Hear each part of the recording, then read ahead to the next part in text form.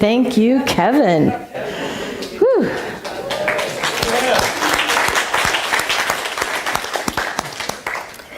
So this is one of my favorite Sundays there is, and I don't know if I've shared this with y'all before, but when I first got into ministry and I was first doing talks on Sundays, I saw a minister do Ask the Minister, and I swore I would never, ever do that. I thought she was insane. Why would you ever do that? Yet here I am, so I guess what they say is true, never say never. So we're going to open the floor up to you all, and you get to decide what we talk about today. So what is on your mind? Yes? Question. Three-part question, okay. What is the theory of relativity? What is your favorite color? And have you read part or all of the Bible? And did you read it as fiction, nonfiction? Did you absorb it? All the things. Great question. My favorite color is anything in this palette. Probably the color of my sweater is my favorite color. As far as the Bible goes, when I was a teenager, my friends and I would read Bible stories, and I hope nobody thinks this is blasphemy, as horror stories. And if you've read any of the Bible, you know what I'm talking about. There are horrible stories in the Bible of what human beings do to each other. And then in my exploration in my teens and early 20s, I read the Bible more looking for answers. I didn't find any that didn't bring more questions. So I found some answers, but they just brought more questions. And then I put it down for many, many years. And in ministerial school, and even before ministerial school, when I was taking Unity classes, one of my favorites were classes on metaphysical interpretation of the Bible. And that's more looking at what part of me do these characters represent? If you were here on Easter, we talked about the different, more minor characters in the Easter story and how we might identify with those characters. And that's actually my favorite way to read the Bible, is stories about the human experience and how parts of ourselves are represented in those stories, good and bad. And then, of course, the teachings of Jesus. Let's be the good guy. Let's be the loving person. Let's be the person who cares for our neighbor. Let's be the person who doesn't judge someone from being from the wrong side of town. Yeah. I hope that answers your question. Okay, thanks. Theory of relativity. Oh, the theory of relativity, I don't know.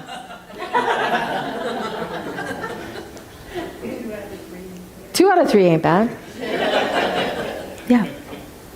So from your life experience and your spiritual perspective, talk about this situation in this country that is pushing transgender services off the table. Is this especially, when families are in the midst of it, and the child is puberty age or before 18. Mm-hmm. I mean, what are your thoughts on that? Okay, so the question is about, from my life experience, what do I think about all of the transgender legislation and the division going on in the country? For those of you who don't know, I have a son who is transgender, and I really thought that the work we did, the advocacy we did, was setting us on a trajectory of inclusivity.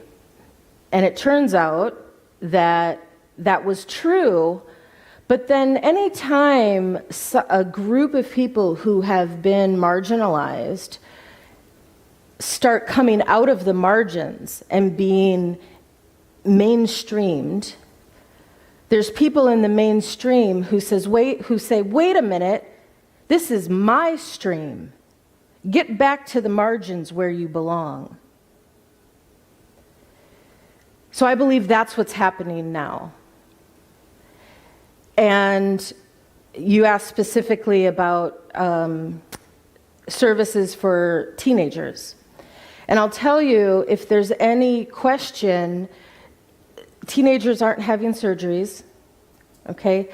A young child who comes out as transgender might be put on puberty blockers, hormone blockers, which is 100% reversible. As soon as all it does is hold off puberty.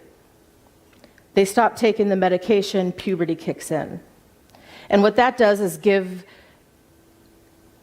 the child and the family time to be sure about what they're doing, right? And as far as services, I think people have this idea that if you've ever been around a child, you've heard a child say, I want to be a vegetarian. I want to be a hunter and dress my own meat. I want to be a vegetarian again. And so we have this idea that kids don't know what they want. And I'll tell you the story of my son from the time he was this big, and this is no joke. As soon as he could pick out his own clothes, cargo shorts, and blue, green, or gray t-shirts, that's all he would wear. He got called young sir once. We were at a Ren fair, and he's wearing what he always wears, and he had his hair like in a little bob, cut like this. And he's, just being himself. And this is before we knew he was trans. I thought I had a little girl. And we're at the Ren fair, and he's watching this guy in full regalia, just this full outfit, Ren fair outfit. And he's on this platform, and he says to my kid, "Step up, young sir, and try thy hand at the sword." My kid grew an inch, stood tall, his chest stuck out, and he marched up those stairs. And he grabbed that wooden sword, and he had a sword fight with the guy. That kid was glowing for days. Someone saw him as the boy he knew he was.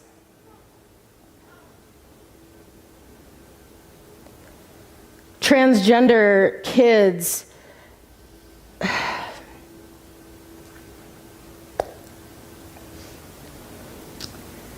you don't have to understand gender identity to be able to respect it. And hold in your mind that the person inside that body, the person inside that mind, knows themselves better than you.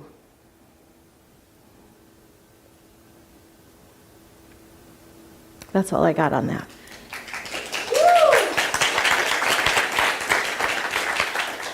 I know you conducted classes in Charles Fillmore's 12 Hours. But I think today, if he were still alive, he'd be into quantum physics, into the near-death experience. I read the book on your math experience. And you said in the past you don't believe in an afterlife. We have I didn't say that. Well, I've not heard. Okay. Do you believe in an afterlife or not? Do I believe in an afterlife?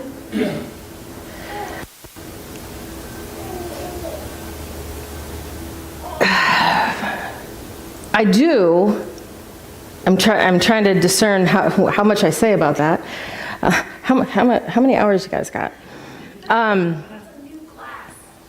Yeah, do a new class. Yeah, I believe in an afterlife. Yeah. Wow. What about astrology and numerology and any other reflective? What about astrology, numerology? Put tarot cards in there. Any divination tool. I look at all of those as different modalities and tools. I don't believe anything like that is inherently good or bad. A hammer can be used for good or ill. It's a tool, and I choose how I use it. I can become very dependent on my hammer, and I can say I need a hammer for everything. I take it grocery shopping so I can get the things off the shelves, right? When I'm in conflict, I hold it up as a defense. I can use it, of course, to hammer nails. And I think all of those things are tools, and when we put too much power into it and bring it to the grocery store, that's the only time they become problematic. Is it something you've indulged in or not? So is it something I've indulged in? So I've always been interested in any kind of modality that gives us insight to ourselves, our life experience, and how to be more intentional with that. Anything that can give me some insight, I want access. I'm a Scorpio. I didn't know that until I was in my 20s because I'm on the cusp. And in the newspaper, the date cut off, I thought I was a Libra. And then I had my chart read. I'm a Scorpio. And then that was the first time I thought, oh, that tracks. That tracks. I have several tarot card decks. I don't use them as regularly as I used to, but when I find myself really struggling to get clarity on something, I might pull out a pendulum and do yes/no questions. I might pull out a tarot deck card and do that. Most of the time, I just go into meditation and I do a discernment, but I don't have any problem with tools of the trade, so to speak, and have accessed many in the past. Yeah. Can I ask one more question? Sure. Do you have any concepts of how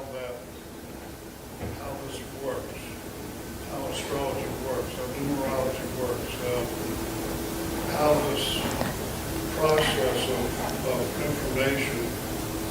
So I'll just speak for myself. I engage in astrology to gain information maybe about the future. So how is this information being translated or Right. you haven't got any idea? So how do these things work?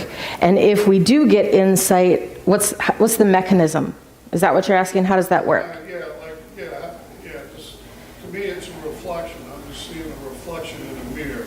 That's kind of how I look at it, but I honestly have no idea. Yeah. I had a powerful experience with numerology. It was quite, I've had very powerful experiences with that, and it's astounding to me how a number can reflect something that is so profound. Yeah.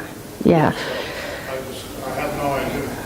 So I believe that everything and everyone is connected. We're all the same thing. So if I'm seeking answers from astrology, I'll find answers in astrology. If I'm seeking guidance from cards with pictures on them, I'll find my guidance.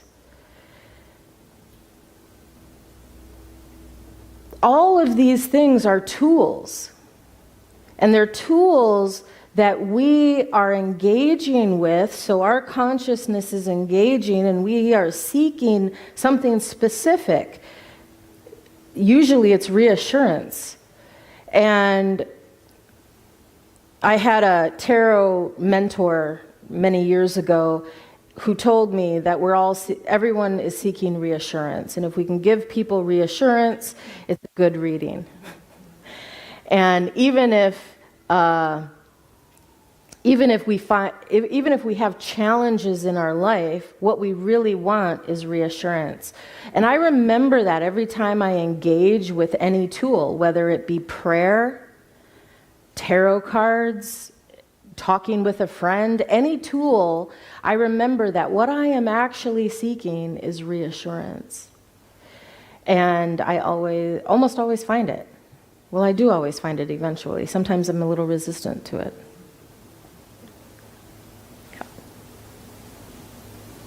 I'm going to try to be as PC as possible with this. With how challenging the current world and global status is, especially in the US. Especially for certain populations.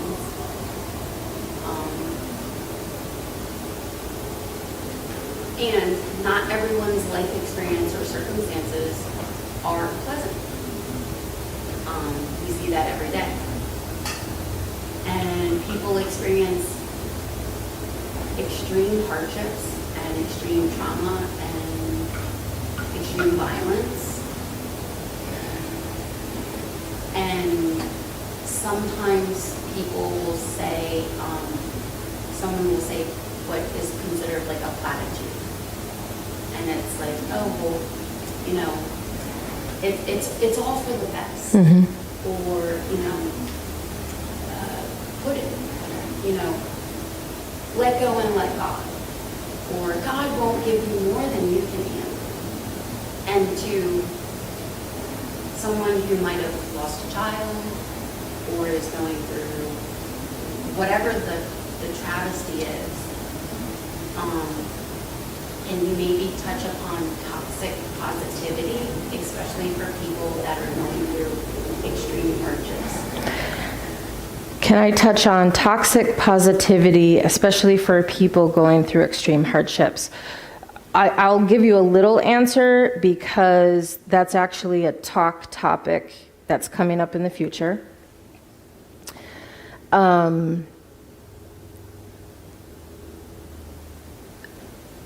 In unity and in many new thought and the current spirituality movement, toxic positivity is a very real thing.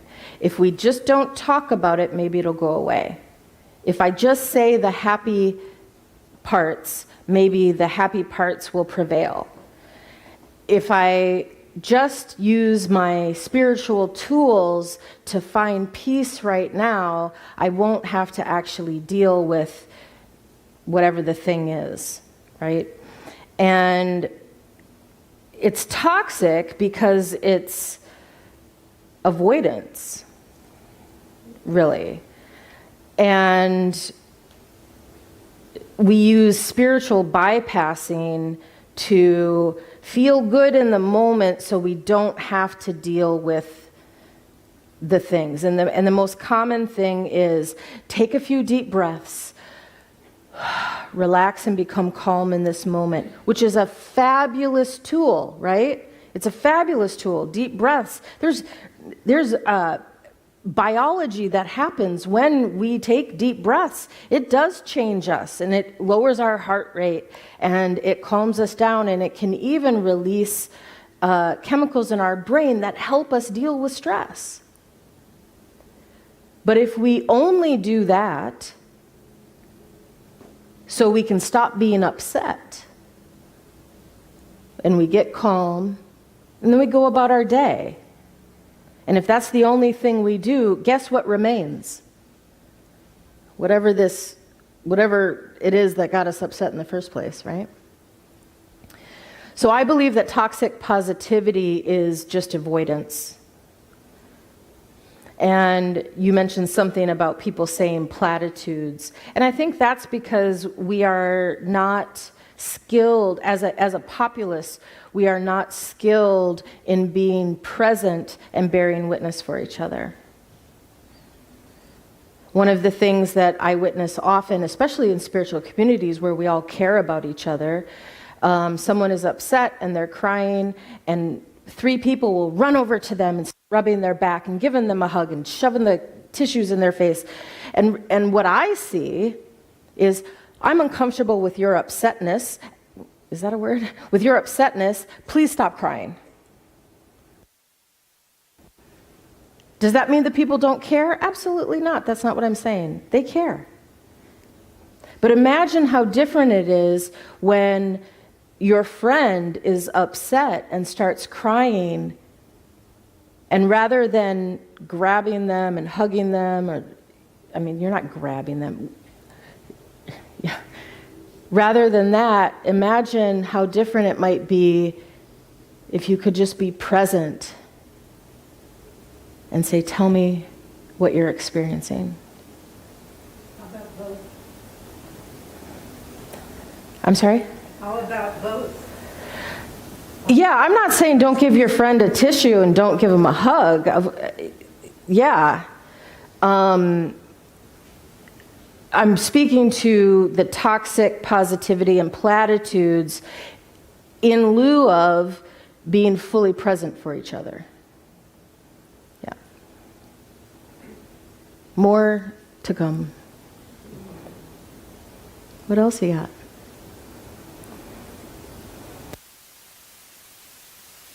What's the value of a crisis of faith? What is the value of a crisis of faith? Well, let me recall several times of my life.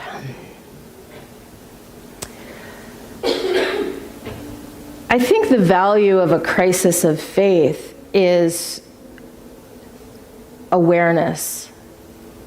Awareness of what you actually believe, what you really believe.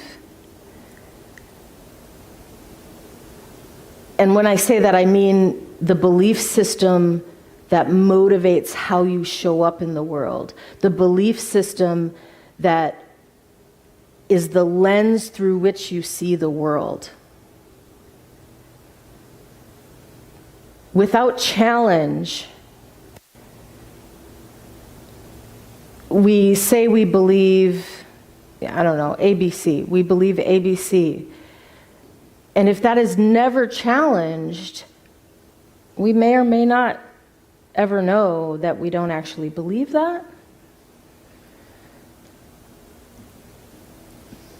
For many years, I said I believed that it was before I had the phrase, the universe supports me in everything I do. I had a different phrase that I'm not recalling right now, but something like, I believe God supports me, something like that. And I had a crisis of faith, and I realized I don't actually believe that. I don't actually believe that. I believe that I'm on my own. I believe that I'm not connected to anything that cares about me. I'm all alone in all of this. And then once I got through that challenge, I had a decision to make. If I don't believe that, and I do believe this, what does that say about me? And what does that say about how I show up in the world? And that was a big catalyst in my own healing journey, because because I very soon discovered that I believed I was all alone. Again, it's me against the world, because of what happened when I was 3, 4, 5, while my belief systems were being developed. And then I had a decision to make. Okay, well, am I okay with this? Is this how I want to be in the world? Is this how I want to view myself and my place? Is this how I want to show up? So a crisis of faith can be a catalyst for growth and self-awareness. It can also be a catalyst to harden our hearts. And I remember, I don't know how old I was. I think I was in my early 30s. I made a decision that the difficult times in my life will not harden me. And it was a line from a movie I saw. And the character said, "I will not let you harden my heart." I don't even remember the movie, but I remember the line. I hope that answers your question. Anything else? Green shirt. This is hard to put into a question. Okay. I like reading and listening to NDE experiences, and a lot of people say we don't remember heaven because if we really remembered it, we'd get out of here because it's such a difficult place. And also, they said, some of them say, because we are a part, an actual part of all that is, that we had a hand in designing this whole Earth PhD experience. So, given how wonky things are now in the world, lots of good, lots of weird, not good stuff. What are your thoughts on we had a hand in designing this experience? What are my thoughts on the idea and the belief that before we're born, we had a hand in our earthly experience? Is that your question? Yes. Okay. Well, I'll tell you something that really, I don't know if it saved my life, but it it really helped me, was the work by Carolyn Mace, Soul Contracts. And basically that's what she says, is we have these soul contracts and life sucks sometimes, and it's because we signed up for this. And the reason that helped me is because it gave some reason for the bad experiences in my life and what I've witnessed other people experience. It gave a reason. I don't know if I still believe that, to be honest. I know that it was useful to me at a very crucial time in my personal evolution.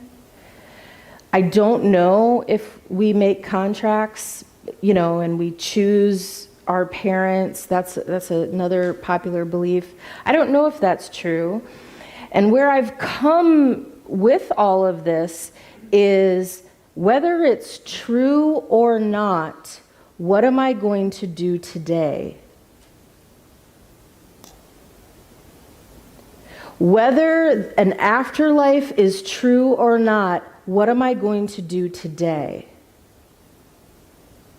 Whether I chose my own hardships or not, what am I going to do today? I think the idea of contracts is similar to what we were speaking about just a moment ago. It's a tool, and if it works for you, run with it. I'm not going to tell you it's not true. I'm not going to tell you it's absolute true, because I don't know. I don't remember not being born yet. So where I've come with all of this is, how am I going to live my life today? What kind of person am I going to be in this world with all the pain and suffering that exists? Am I going to, follow Mr. Rogers and be a helper? Or am I going to contribute to the pain and suffering in the world? And whatever you believe about what happened before you were born and what will happen after you die, I think the important thing, the thing that matters, is how are we going to live our lives while we're alive? What else you got? Got time for one more. Elva. My question is kind of related to what we were just talking about, the soul. And because I was having this conversation with a person, and they were, well, my belief is that, the soul is for, somebody said, the best of us, for the best to come out. The soul is good, absolutely good. And so, but the person said to me that she believed that, the current leadership in America, our leader, president and all, was sent here by is here on a sole purpose. And that was hard for me to understand, because if the soul is good and this person seemed corrupted or put things in chaos, then how could that be good? So I see some of you have like big smiles on your face, like, yes, answer this question. So the question is, you heard someone say that our current government has a sole purpose, and that's why they're here. And you've also heard that our souls are all good. How can we reconcile that? Right? Okay. Okay, so do I say the thing about the good thing? Okay, I'm going to say it. So in unity, our first principle, and this many unities all over the world, our headquarters at Unity Village, the first principle is God is everywhere present. God is all powerful, all good. Basically, God is all good. And you might notice that language is not used at Unity by the Bay. And the reason we don't use it is, I'll take full responsibility, it's all my fault. When we say God is all good, are we also then saying that bad things and evil people are not of God? How can we say that and also say God is in everything and everyone? I think it's a matter of language being problematic. So when I say good, that means something in my head.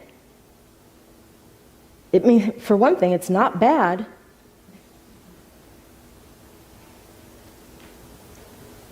So I've taken the whole phrase out. I believe God is in everything.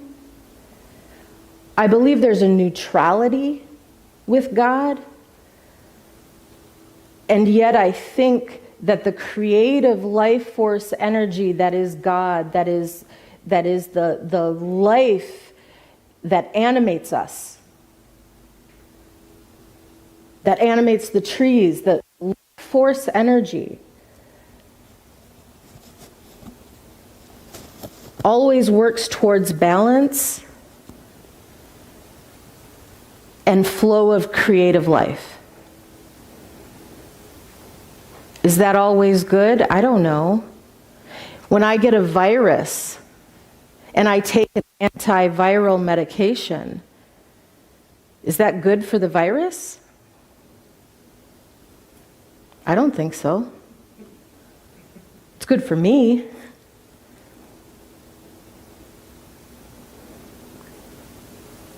Evil is an illusion. Someone said evil is an illusion. I I don't agree with that. I've met some evil people. I don't believe that evil is this etheric force separate from creative life force energy that goes back to the neutrality. I can use my creative life force energy for good or ill. I get to choose how I use it. And I can be evil if I so choose, or good. So that's where the free will comes in. Yeah, free will. And as far as our government leadership, I'm not happy with some of the things that have happened. And also, I'm always looking for the good. I'm always looking for, in this, whatever the situation is, whether you're talking about government or your own life experience, like big picture or little picture, I can find good. And there's one thing as a white woman that I am glad about is my new awareness of the reality of racism. I always knew there was racism, but I had no idea how all-encompassing it is. So to further expand on that and the previous part, so would you then say spirituality and the concept of God is good and that divine spark is essentially yes and, meaning that literally everything starts with that divine spark, that divine goodness, that divine godness. And then it grows, that's part of that choice. So it's really, in spirituality, is yes and. Everything does have that God spark. And then we choose to do what we choose to do. Sure. Everything comes from the creative life force energy, and I use that phrase rather than God or spirit, because in my consciousness, when I say God, my 5-year-old self just is still present. And I think a white man who lives past that third cloud formation, who's watching me and making sure I'm not naughty. You've got Christmas Santa Claus and you've got divine Santa Claus. And that was kind of my view of God. So I use the word creative life force energy because that reminds me that it's not a person or a super person, super being, and it's a flow of energy that is underlies everything. All right, one more, just because this is fun. Oh, what gives me hope on my hardest day? Honestly, it's the people in this room.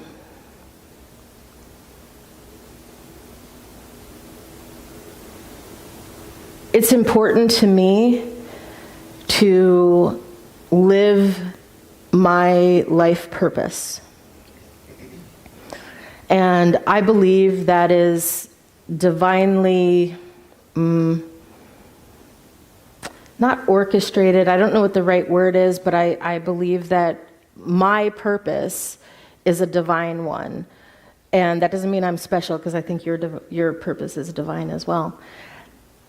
But part of my purpose, the reason I'm alive, the reason I had my life experiences that I had, the reason that I've gone through the challenges that I've gone through, the reason that I 100% of the time made it through each of those hard times, the reason is so I can help other people know that the hard times that they're going through, they can get to the other side.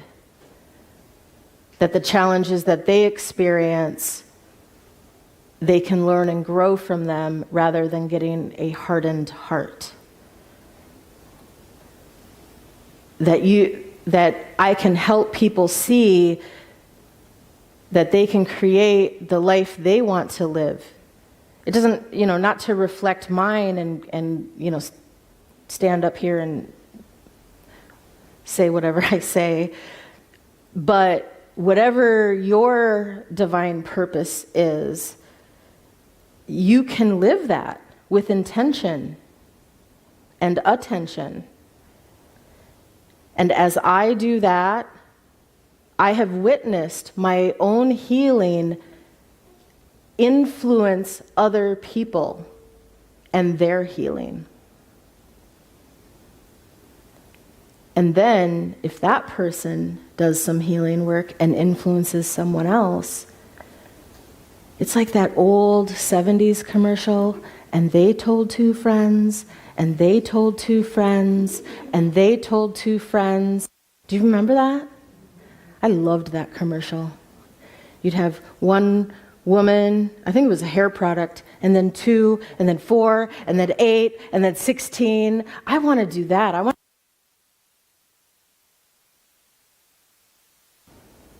There we go. I think that's what gives me hope, is to live my life purpose, I have to keep going. And to live my life purpose, I have to get through whatever my challenge is in that moment. Thank you for asking that. That was, and I just realized I hadn't given that any thought, and I just realized how much that has changed over the years. My hope used to come exclusively from the external world. And now it is pretty much exclusively an internal experience. And how I connect with the outside world rather than the other way around. So we ran way over, so we're not going to do a meditation today, but I think our next thing is a song. Is that correct? All right, so let's stand up and let's join together in song.